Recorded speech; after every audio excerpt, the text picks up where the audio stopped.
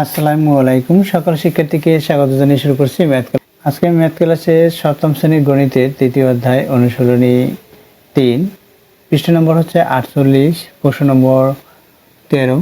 এই অঙ্কটি সহজে সমাধান দেব।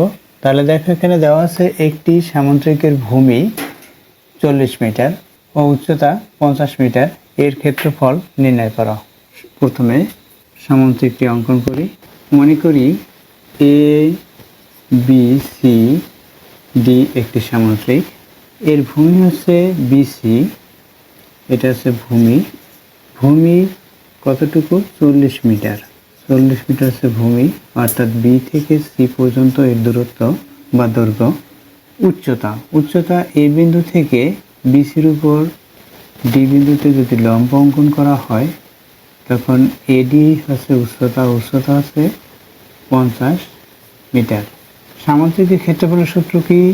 ক্ষেত্রটির ভূমি গুণ উচ্চতা।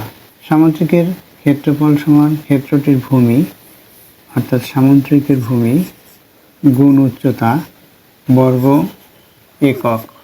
এটা হচ্ছে সামুদ্রিক ক্ষেত্রফলের সূত্র। তাহলে দেখো, অঙ্কটির সমাধান কীভাবে করতে হবে। প্রথমে লিখতে হবে, দেওয়া আছে নম্বর 13। প্রশ্নে যা দেওয়া থাকে সেটাই হচ্ছে প্রথমে লিখে নিতে হয়। দেখো, সামুদ্রিকের ভূমি 40 মিটার, ভূমিগত 40 মিটার, এবং সামুদ্রিকের উচ্চতা কত? উচ্চতা হচ্ছে 50 মিটার। বের করতে হবে বা নির্ণয় করতে হবে সামুদ্রিকের ক্ষেত্রফল। বের করতে হবে সামুদ্রিকের ক্ষেত্রফল। আমরা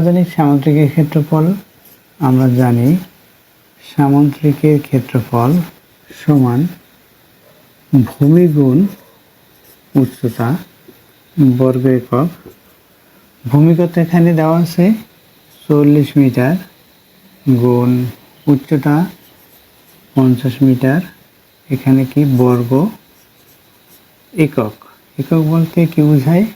এই যেগুলো দেওয়া থাকে মিটার, সেন্টিমিটার, কিলোমিটার, এভাবে সেগুলোকে একক বলা হয়। বর্গ মিটার সমান, আমরা গুণ করি, 5 দিয়ে 4কে গুণ করি 20, এখানে 2টি শূন্য আছে, শূন্য 2টি লিখে দেয়, 2000 বর্গ মিটার। 2000 বর্গ মিটার, এটা হচ্ছে উত্তর। দেখো, সামুদ্রিকের সূত্রটি জানা থাকলে অবশ্যই এর ক্ষেত্রফল নির্ণয় করা যায়। তাই সূত্রটি সম্পর্কে প্রথমে অবগত হতে হবে, অতঃপর অঙ্কটি সমাধান করা সম্ভব হবে। আশা করি বুঝতে পেরেছো অঙ্কটির সমাধান কীভাবে করতে হয়।